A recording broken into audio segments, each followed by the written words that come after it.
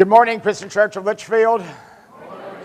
Hey, we welcome you to our services on this beautiful, beautiful Sunday morning. Man, it doesn't get much better than this, does it? I mean, wow, God is just so good. But keep in mind, He is still so good when it's 110 or when it's 10 below. You know, so that doesn't ever change. He's not fickle like the weather. Want to announce 2 weeks from today, I think it's July the 9th, if I'm not mistaken, if I have the correct number with the Sunday. July the 9th, 2 weeks from today, Skylar and I will be starting a new series on the book. We're going to be going through the book of 1 Peter, an incredible book of hope. We've entitled it, Living in Exile. Living in exile. Living between two worlds. This world's not our home. And in fact, today's message kind of goes along with that series. So I hope you'll be reading 1 Peter. Hope you'll invite a friend and plan on being here. We're going to do right now, looks like about 7 sermons or so from 1 Peter. And that's actually, believe it or not, going to take us up to the end of summer. I mean, September will be ready to start. It'll be Labor Day time we get done with 1 Peter, Lord willing. So I hope you'll get connected to that series. And like we said, bring somebody with you. Man, it's hard to believe. Today is, June the 25th. 6 months from today is Christmas, man. You know, this is the Continental Divide Day. This is the Continental Divide Day. This is where we start, you know, there are fewer days to Christmas than we have from leaving the last Christmas. So it goes by so fast. I thought, what message do I want in between series of sermons do I want to bring? And I thought summer's a time where we just want to get away from it all, right? I mean, we want to get in the car and go somewhere. We want to go on vacation. We need a break, and we start traveling. And so today I want to talk about the journey of life, this journey of life, and just kind of reflect upon where you might be and what the message God has for you and for me. So, you know, I've got some toys to play with here. When you start out life, this is a walker, right? It's a walker. Once the baby begins to pull himself up or herself up, you know, what do? We stick them in this thing, and they got wheels for the first time. And we'll get some Honey Nut Cheerios, and we'll put them in this tray here, and they're off and running. It's their first drive-through experience of a lifetime, you know. So yeah, they wear the wheels out on those walkers. But then it's not long until we get them some really big wheels. The tricycle. This is Cooper's. He can really fly on it. It's covered already, lots of miles. And but then it's not long until, man, yeah, the old bicycle. Man, these were great days, weren't they? I mean, think about it. The bike, that's a kid's life. He can go anywhere. I'm going over to my friend's house. I'm going to the other side of town. I'm going to go, you know. Now, they don't do it anymore, but if you're close to my age, maybe you did, or you remember kids that put what? What they put in the spokes? Baseball cards. Yeah. Those things that would be worth a fortune today are gone because we put them in the spokes of our tires on the bike. Made a cool noise, you know. And you put your baseball glove on the handle, and you could go play ball. Man, I got wheels. Great days, the bicycle days. But then it comes to the point where if you're really Joe Cool, you know what? Anybody can ride a bike. You know what this is? This is a trip to the ER. Yeah. Am I right? If you don't believe me, ask our son Mark, who broke his leg a year ago riding one of those. Boy, there's all kinds of stunts you can do. Now, I'm going to ask you, do you know where I found this thing? Do you know how hard I had to look to find this skateboard? Does anybody, without knowing that, do you have a clue whose this is? I heard it. Skylar. Where are you, Skylar? Right up front. I thought he was going to be in the back, and he would come rolling forward and demonstrate, and wipe out over the communion table and everything. And, man, he says he'll give lessons, $40 an hour if your kid wants to take lessons. But, Skylar, thanks for bringing that in. I guarantee you, I'm going to put it so far away I don't dare step on it during the rest of this sermon. But that's pretty cool. But then, you know what we ultimately want? We want our own car, right? Think about it. Your first car. You know it. Shout it out. What was your first car? I can't hear you. Oh, now I understand. We never forget that. Here was mine. Mine was a 1963 Tempest Pontiac, and it had a lot of miles, had a lot of problems, and I didn't keep it very long. It wasn't Joe Cool. It was a four-door car, and but then I began to carry out groceries every night after school from 3 o'clock to 9 o'clock at IGA in Hillsboro. And I saved up enough money to buy a used 1964 Super Sport Chevy Impala. It was burgundy. This is as close I could find online. Had a black vinyl top. Here's what the interior looked like. It was all factory. Factory 4-speed tachometer. Man, I wish I still had that car. Man, did I love that car. And man, that was my life. I had it when I went to Bible college even. And, but then you know what happens. You go and get married, and then these little monsters begin to pop up.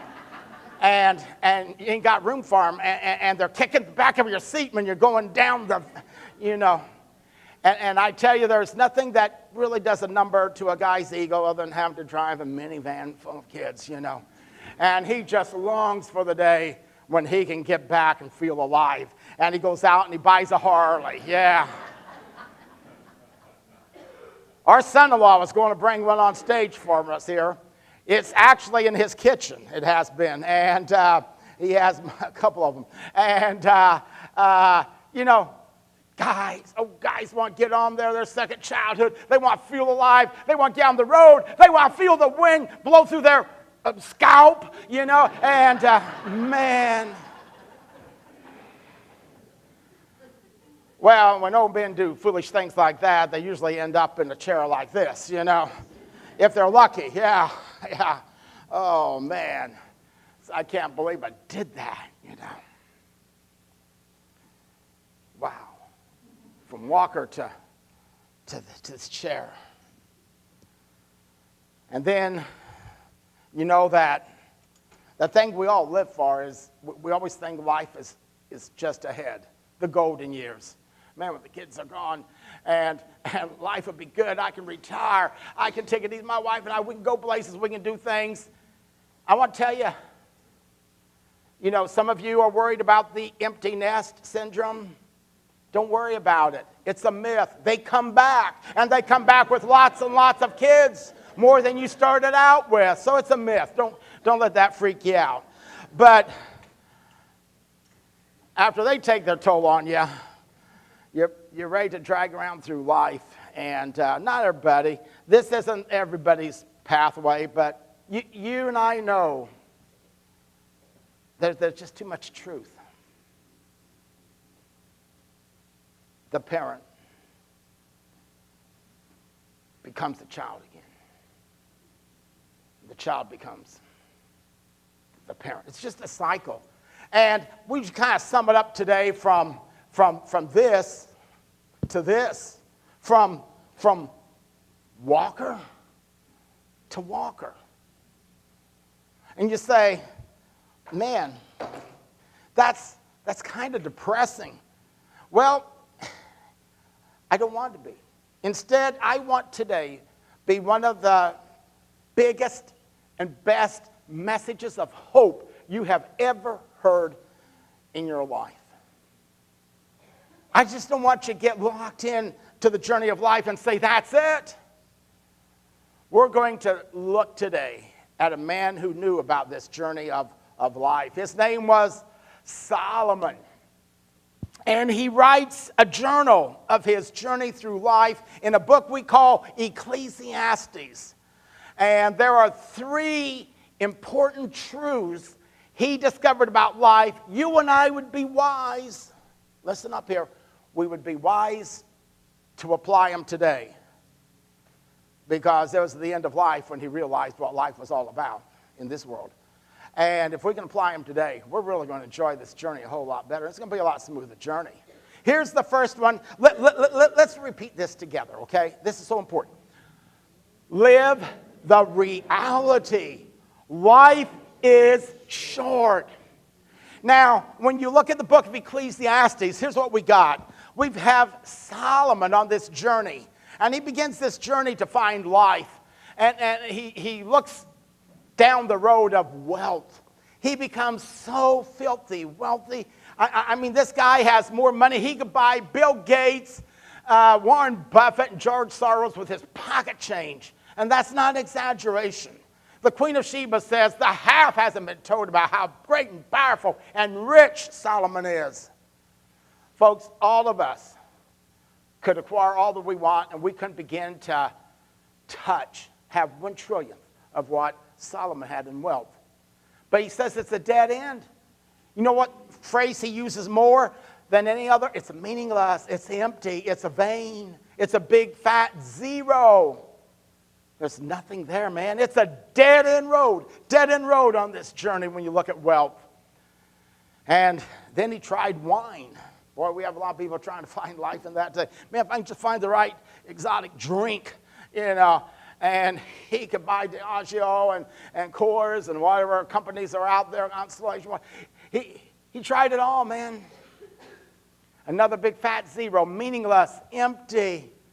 He tried work. He became a workaholic. He says, I buried myself in big projects and tried to find satisfaction in that.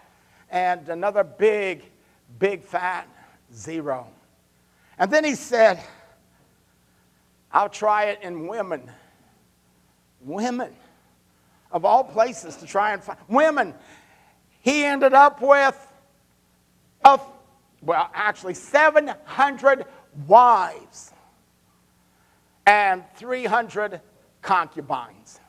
Do you know I was in Bible college before I ever knew what a concubine was? I thought it was a member of the cucumber family. I don't know. As a kid growing up, I mean, you think crazy things, and I actually did.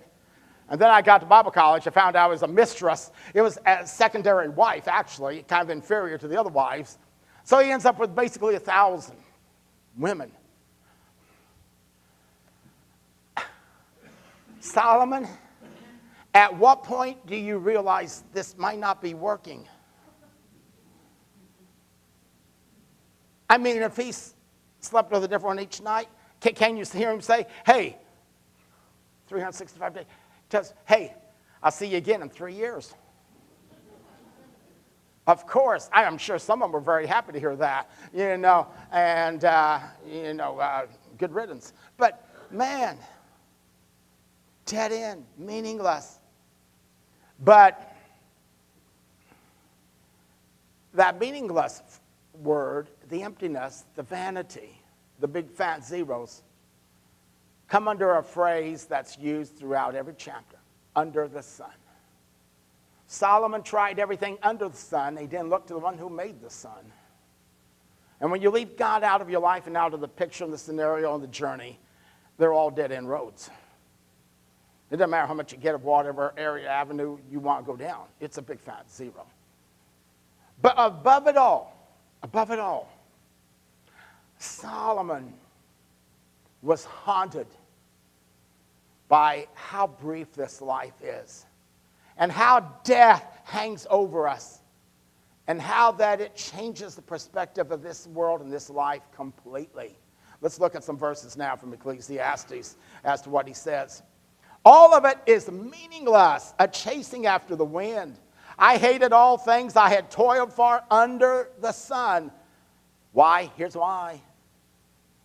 Because I must leave them to the one who comes after me. And who knows whether that person will be wise or foolish. He says, it's not mine. Solomon says, I have all this stuff, but I realized I could die in a heartbeat. And Solomon may not have been the smartest guy, the way he lived, and all the indulgences that added up to zero, but he's smart enough to know one thing. You know what he knew? He knew that when there's a funeral and there's a procession and the hearse pulls out, there's never a Brinks truck pulling in behind the hearse, headed to the cemetery. No matter how much you get. Solomon's going to leave it all behind. Somebody else would have it. And that bothered him.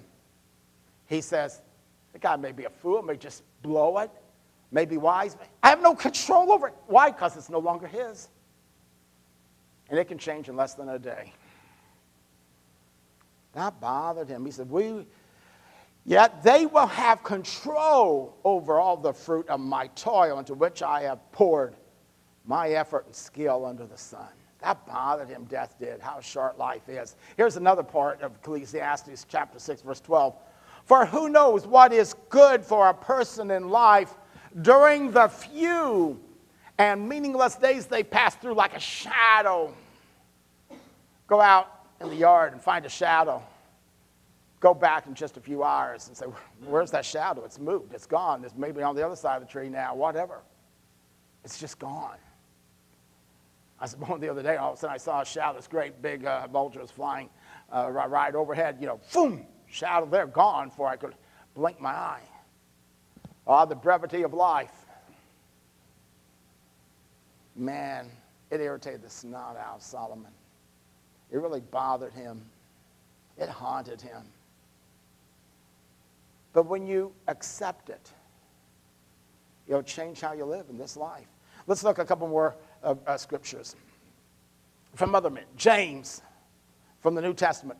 For your life is like the morning fog. You woke up some morning and said, boy, it's really foggy out there. By the time you get dressed and get ready to go out, it's gone. It's not there just a few minutes sometimes. It's here for a little while, then it's gone. He said, that's your life.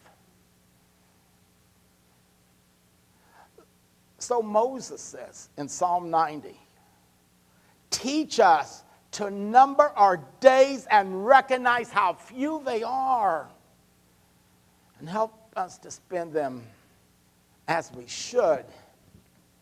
When you acknowledge the brevity of life, it's really going to change as you go through this journey, whether you're in the tricycle stage or the teenage years, or whether you're in the wheelchair or the walker. It really changes our perspective. It helps us to realize this life's not about this life, is it? No. And the things that upset us so much, get our blood pressure up, cause us almost to have a stroke, they're not going to be important 100 years from now. Most likely won't be important 10 days from now or 10 hours from now. But we are all we see is today and immediately the present. And we think it's going to be here forever. And this is not forever, this life. And when you understand that, you're okay with it. Because that'll lead us to the second truth about life that he discovers. And I love this one. Enjoy the day. Enjoy today, every day. It's a gift. Is that how you view life when you get up in the morning? Say, man, today's a gift. Enjoy it. Let's look at what Solomon says here about this. He says this in chapter 2. By the way, this is so important. It's repeated 4 times in the book. You find almost the same words, same thought for sure. In chapters 3, 5, and 9, this same thought that's here in chapter 2. A person can do nothing better than to eat and drink and find satisfaction in their own toil. This too I see is from the hand of God, for without him, who can eat or find enjoyment. To the person who pleases him, God gives wisdom, knowledge, and happiness. So this begins to change from a meaningless equation to dead ends, dead ends, dead ends. To Solomon says, hey, I'm finding the secret in this journey of life. Bring God into the equation. He gives happiness. And isn't it interesting? He doesn't mention any of the exotic places that he traveled to. He doesn't mention any of the exotic experiences that he had, the pleasures of this world that he tasted. He said a person can do nothing better. Man, this is how good it gets, than to what? Eat and drink. That's pretty simple, isn't it? Most of us have already done that today. And he says it just isn't getting better than that. And to find satisfaction in being able to go to work. Really? The journey of life changes our perspective when we see every day as a gift. Sam and I went on vacation a couple weeks ago, as you know, to Colorado, see my sister and brother-in-law. And immediately they said, hey, we're going to take you to the mountains tomorrow and next day or whatever. And that was fine. We love the mountains, absolutely love them. And Richard's back still not great. And so Judy drove. And, you hate these people that come back from vacation and bore you with pictures, don't you?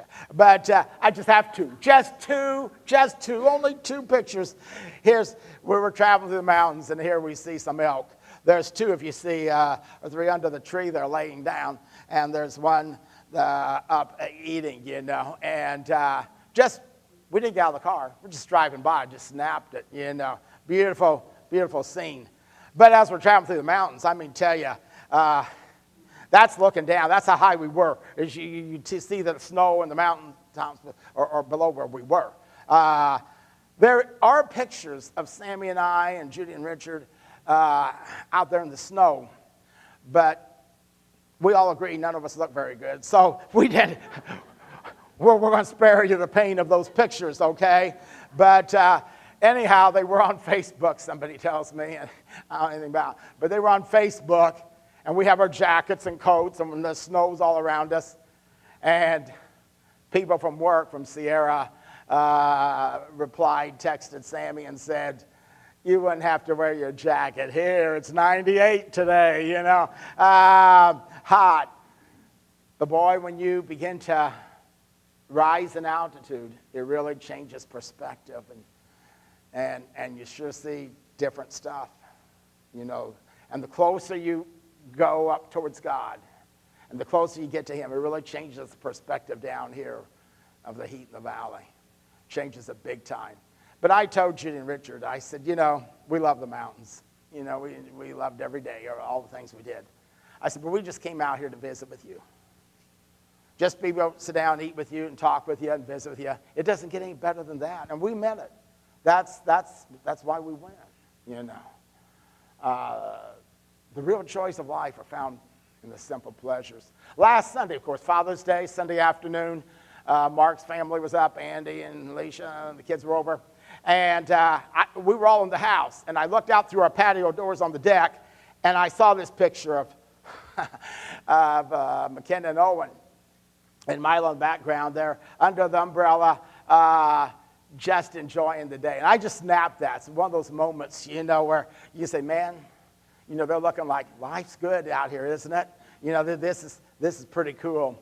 And I want to tell you, it really doesn't get much better than that. In fact, am I wrong? Doesn't that look like a Mayberry type setting, Sunday afternoon, just kicking back on the porch and enjoying it? Man, every day's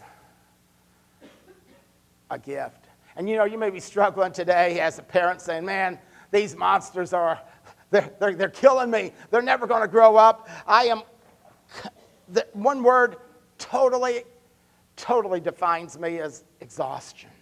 I'm exhausted day and night. They just wear me out, and they don't do what I say, and you think those years never go away.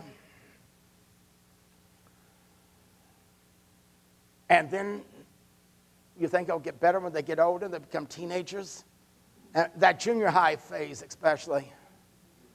That's where you're ready to trade him in for a used car, and it doesn't have to be much, you know. I mean, you say, wow. But can I open your eyes and change your perspective and realize that there are literally tens of thousands of young couples that would give everything this world has to offer to be able to have the kids you have because they can't have kids. And when you see it from their perspective, it just changes everything, you know? And that job that you hate, tomorrow's Monday, goddamn, go to work. Yeah, may not be a good job. I don't know. Only you know or God knows. But maybe it'll change your perspective a little bit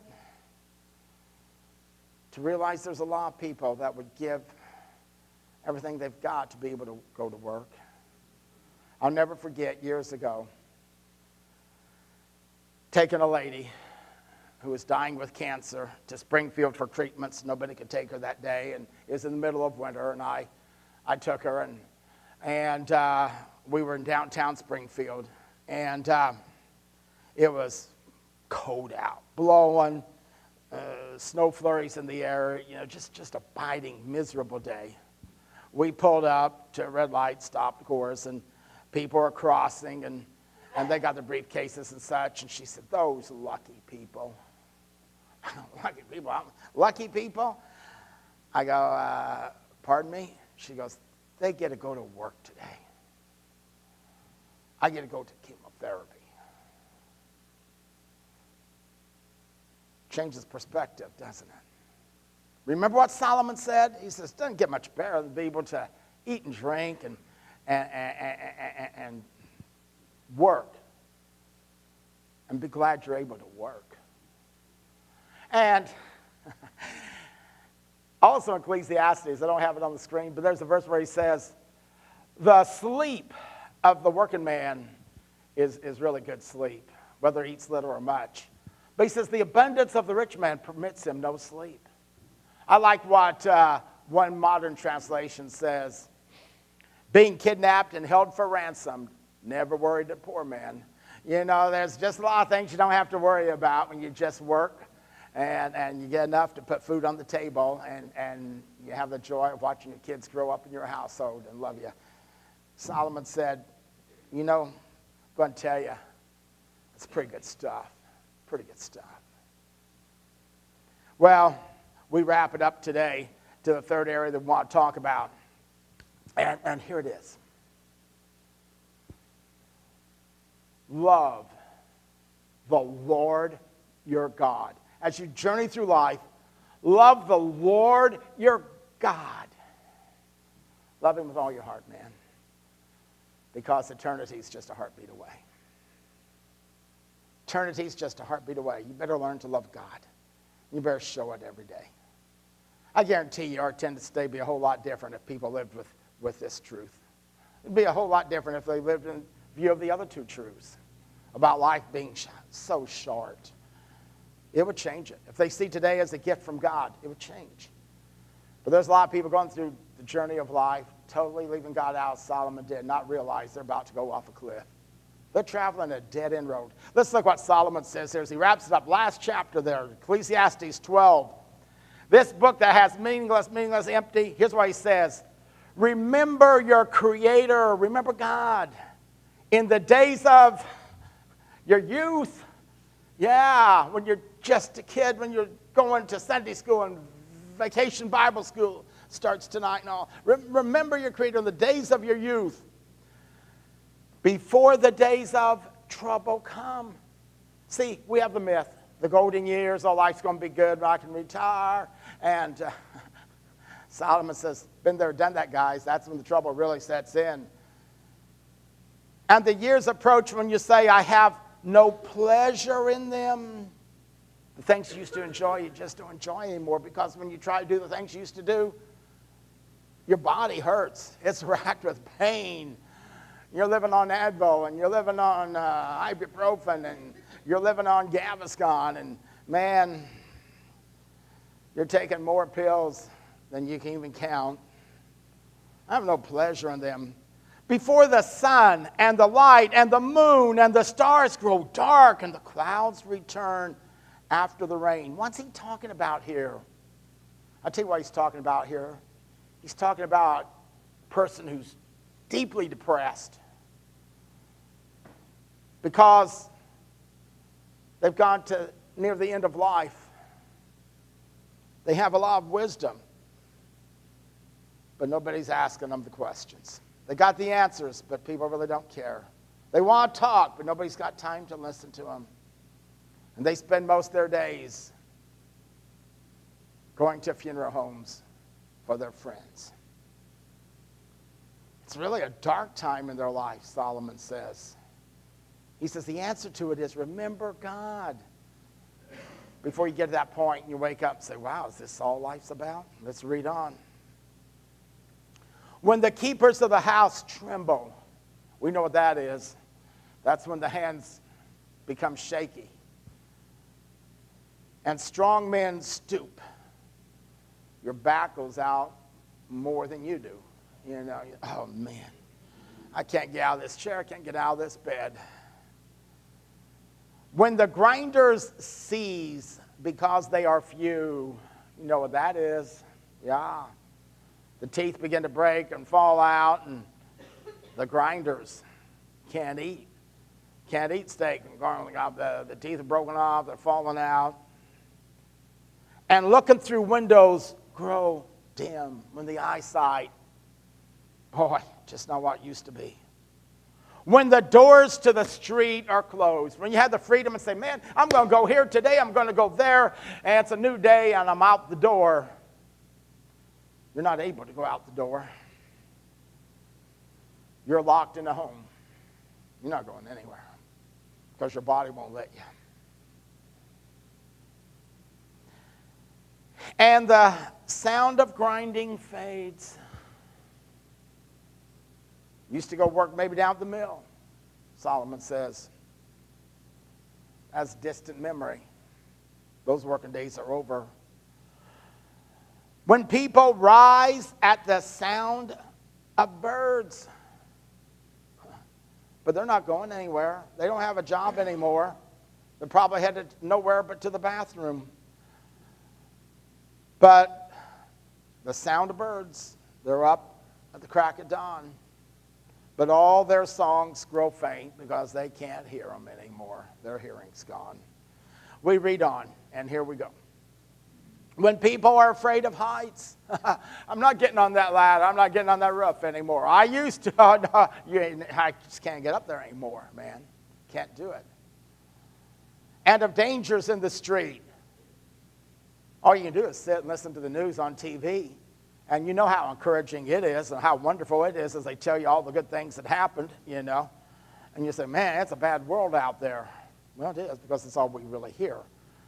When the almond tree blossoms, that's when the hair turns gray or worse. And the grasshopper drags itself along. Oh, yeah, man. You think this sermon's wearing you out. Oh, yeah. And desire is no longer stirred. You wonder what I'm going to say on that one, don't you? You can figure it out. If you can't, ask your mom and dad. And if they can't, check their pulse, okay? We're going to leave it at that. Then people go to their eternal home, and mourners go about the streets. That's reality. But here's how he sums it up. The last words Solomon ever writes. Now all has been heard. Here's the conclusion of the matter. You might be wise to listen to this guy. He's known for being wise, Solomon. He's already gone down the journey. He's already done it. He says, here's the bottom line. Fear God and keep his commandments. For this is the duty of all mankind. For God will bring every deed into judgment, including every hidden thing, whether it is good or evil. Man, I don't know where you're at in this journey of life. Maybe, again, you're young or you've got little kids and they're just driving you nuts, as we talked about. I want to tell you something. God's faithful. And he has paid you an extreme compliment to bless you with the kids you've got, because if you couldn't handle it, if he didn't believe in you as parents, he wouldn't entrust those little kids to you. So, man, enjoy the days. Because, man, they go away in a heartbeat. They grow up, as we've talked about. And as you go through life and you say, hey, you don't have to be old. You don't have to be in your 90s. I know people half my age, and this is their life. This is their home. Yeah. And you say, what about those people? They're not going out. They're not going anywhere. What's life have to offer them? Well, can I share one story, and then we'll wrap it up and close? You have heard, and I've shown clips throughout the years of a beautiful lady by the name of Joni Eareckson Tada. Over 50 years ago, when she was 16 years old, she had a diving accident, loved to swim, had a diving accident, became a quadriplegic, and has never left a wheelchair for the last 50 years. I can't imagine. What would you do? Give up? Joni Eareckson Tada is one of my heroes, folks. I've heard her speak at conventions, and I'd rather hear her speak than anyone. She's an amazing, godly woman of incredible, amazing faith. She is an unbelievable Christian author. As I said, a speaker. She is a poet. She paints with the brush between her teeth. Incredible pictures. This cow does so much more than probably any of us, and most of us not confined to a wheelchair for this to be our home. In her book, Heaven is My Home, here's what she writes. I just want to share this one clip.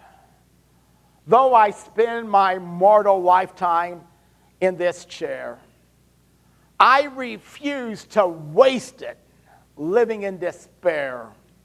Though others may receive gifts of healing, I believe he's given me a gift beyond compare. For heaven is nearer to me, and at times it's all I can see. Sweet music I hear coming down to my ear, and I know it's playing for me. For I am Christ's own bride, and I will stand at his side, and I will hear him say, shall we dance? And our endless romance will be worth all the tears that I've cried. I don't know where you're at in life. Moses, near the end of his life, said, number your days. Figure out where you're at. God is faithful, whether you're on the other end of the spectrum or whether you're on this walker. Walker, doesn't matter. Doesn't matter if this is your home or that's your home or whatever. You'll find God's faithful. And the bottom line is, when you bring God into the equation, and you choose to say, here's my life, here's my hand, God, take it, I want to walk with you, it changes the view of this life completely. For you realize this life's not about this life. And you realize, as we're going to be talking about in 1 Peter, heaven is our real home. We are exiles. We're strangers. This is just the journey. It's not the final destination. I'm really glad that in our journey to Colorado, We didn't break down the middle of Kansas and they say, this is your home forever. You're not going any further. This is going to be it. I'm really glad. No offense to you if you're from Kansas, but you know, it's all right, but don't want to be my final home. But the older you live, the more you realize you don't want this to be your final home. And God has prepared for us a beautiful home in heaven. Do you have that today? If not, that's why we're here. That's why we offer an invitation. And we're going to invite you to come as we stand and sing today.